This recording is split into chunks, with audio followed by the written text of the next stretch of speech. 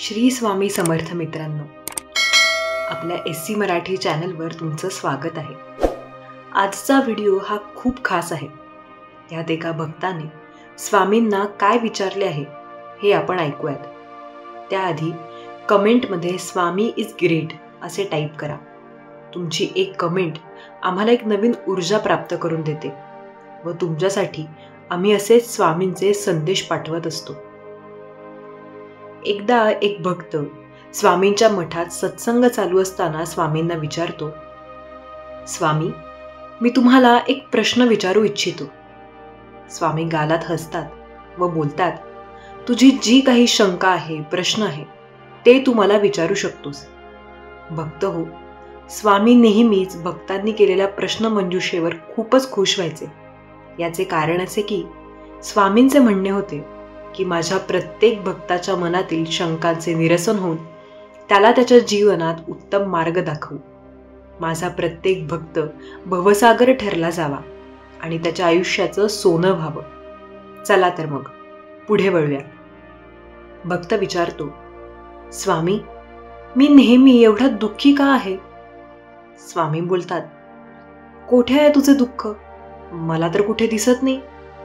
तो भक्त म्हणतो, स्वामी, मी प्रत्येक क्षणी हैराण व परेशान असतो. मला जीवनामध्ये कोणताच अर्थ दिसत नाही.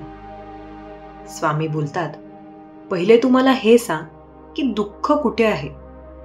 भक्त म्हणतो, स्वामी, ते तर माझ्या अंतर्मनात आहे. ठीक आहे, तू हे सांग की तुझ्या दुःखाचे कारण काय आहे? तो भक्त बोलतो, कारणच तर जाणून घेण्यासाठी स्वामी आपल्याजवळ आलो आहे मी, आणि तुम्ही मलाच विचारत आहात की माझ्या दुःखाचे कारण काय? स्वामी बोलतात, जर तुझं दुःख तुझं आहे तर कारण मी कसे सांगू?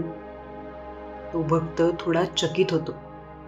स्वामी, तुम्ही तर अंतर्यामी आहात. तुम्ही तर हे नक्कीच जाणू शकता की माझ्या दुःखाचे कारण काय आहे.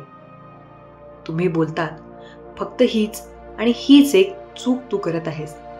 आपल्या जीवनामध्ये कोणा दुसऱ्याच्या भरोशावर बसून राहिला आहेस की तो तुझ्या अडचणींचे समाधान करू शकेल.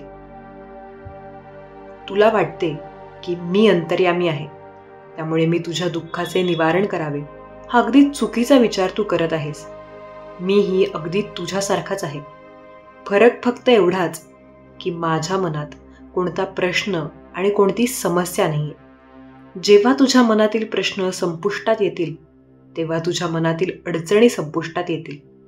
तेव्हा तुलाही पुन्हा अंतर्यामीकडे जाऊन हे विचारण्याची गरज भासणार नाही की मी दुःखी का आहे. भक्त हो, त्यांना स्वामी सांगत असतात की तुला फुलाविषयी माहिती आहे, म्हणजेच तुला फूल माहिती आहे का?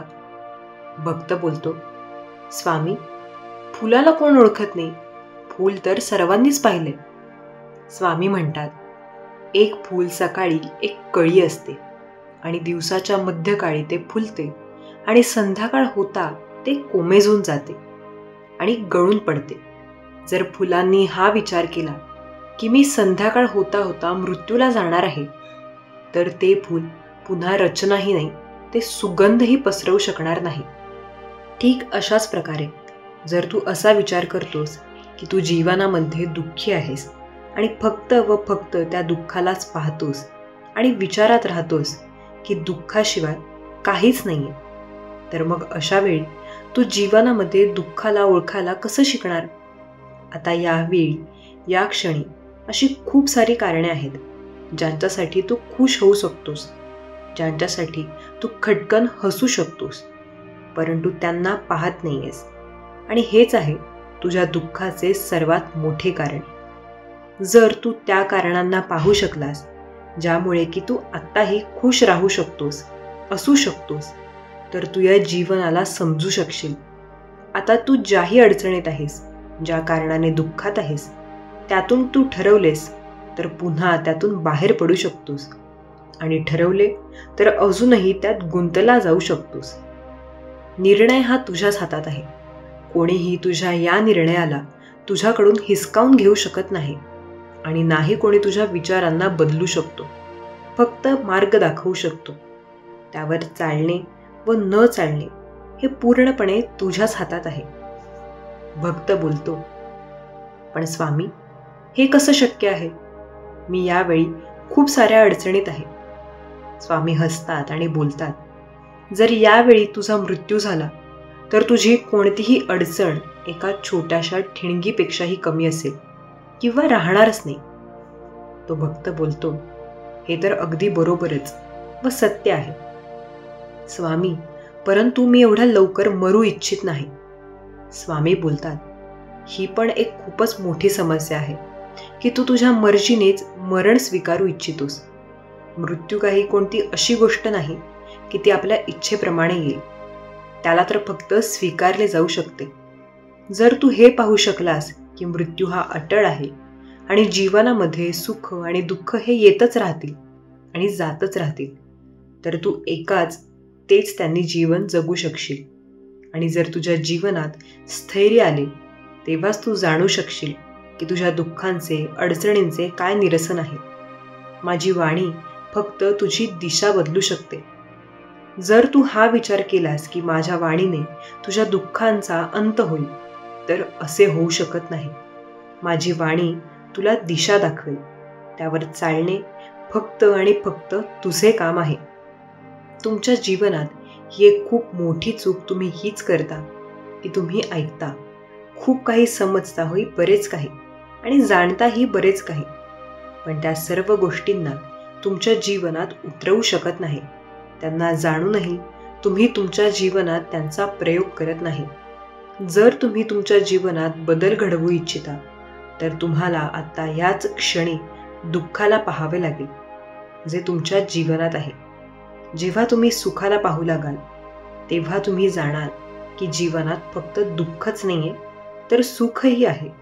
आणि जेव्हा तुम्ही सुख आणि दुःख या दोघांनाही पाहू लागता तेव्हा तुम्हाला हे जाणवेल की सुख ना तुम्हाला खूप खुशी देत राहील, ना दुःख तुम्हाला जास्त सतावत राहील. तेव्हा तुम्ही या दोघांच्याहून अधिक खूप उंचीवर जाऊ शकाल आणि तुम्ही जाणू शकाल की वास्तवात इथे वास्तविकता काही वेगळीच आहे. स्वामींनी सांगितलेले होते की मी फक्त मार्ग दाखवू शकतो, त्यावर चालणे तुमच्या हातात आहे. भक्त हो, आपणास येथे हे जाणून घ्यायचे आहे की स्वामी आपणास प्रत्यक्ष व अप्रत्यक्षरित्या आपणास त्या सुख व दुःखातून बाहेर निघण्यास नेहमीच संधी देऊन आपली मदत करत असतात. परंतु त्या संधींना, त्या मार्गांना ओळखण्याची व पारखण्याची दूरदृष्टी ही आपल्यात असावी, तेवढी आपली आपण कुवत बनवावी. भेटूयात पुढील अशाच एका नवीन आशाकिरण वाढवणाऱ्या नवीन आशयासोबत. तोपर्यंत तुम्ही तुमची काळजी घ्या, गरजूंची मदत करा, सहकुटुंब परिवाराची काळजी घ्या आणि स्वामींवरील आपल्या भक्तीचे, श्रद्धेचे, भावाचे आणि प्रेमाचे रक्षण करा. ब्रह्मांड नायक तूच एक समर्थ. जय जय श्री स्वामी समर्थ. धन्यवाद.